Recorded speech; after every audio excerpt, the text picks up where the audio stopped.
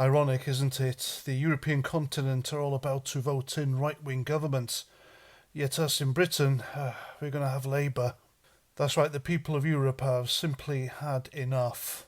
They have had enough of open borders, they've had enough of mass migration, they've had enough of net zero insanity, they've had enough of alphabet people indoctrination, they've had enough of skyrocketing crime rates. They are fed up with their beautiful European cities being turned into violent ghettos thanks to mass illegal migrants. They've had enough of the Free Plasticine pro-Hamas protesters running riot in European cities and towns, calling for the eradication of Israel, and their own leaders' failure to condemn Hamas after what they did on October the 7th. They've had enough of the cost of living crisis and skyrocketing energy prices, while subsidising Zelensky to the tune of billions to keep the Ukraine war going. They're fed up with European cities becoming no-go areas for locals, and they're fed up of a certain religion that gets away with everything. And so the only people who are benefiting from this woke madness are the elites, the bourgeoisie, champagne socialists and wine bar activists, the wealthy middle class, the people who are well off financially, and for some baffling reason they want the struggling middle classes to accept socialism. Socialism's never worked, it doesn't work, and it never will.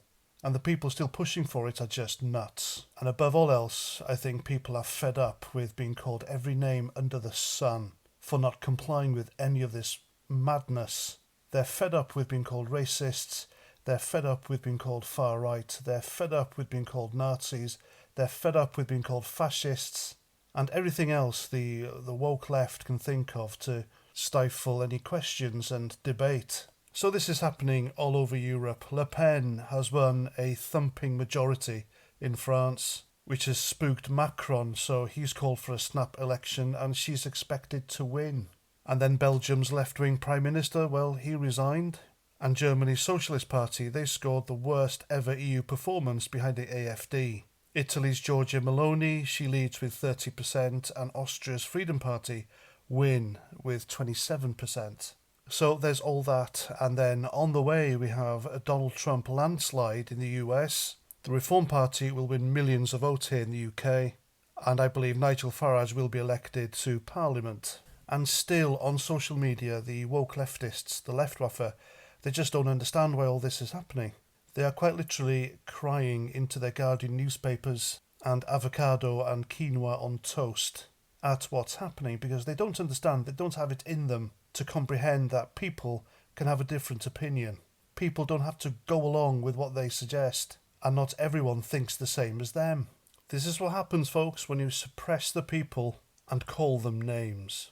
Take Plaid Cymru plank Leanne Wood, for example. She once again retweeted her infamous tweet from Brexit 2016 when she compared Brexiteers to the Nazis. Well, she's done it again, hasn't she? And if you're watching, Leanne, are the Nazis in the room with you right now?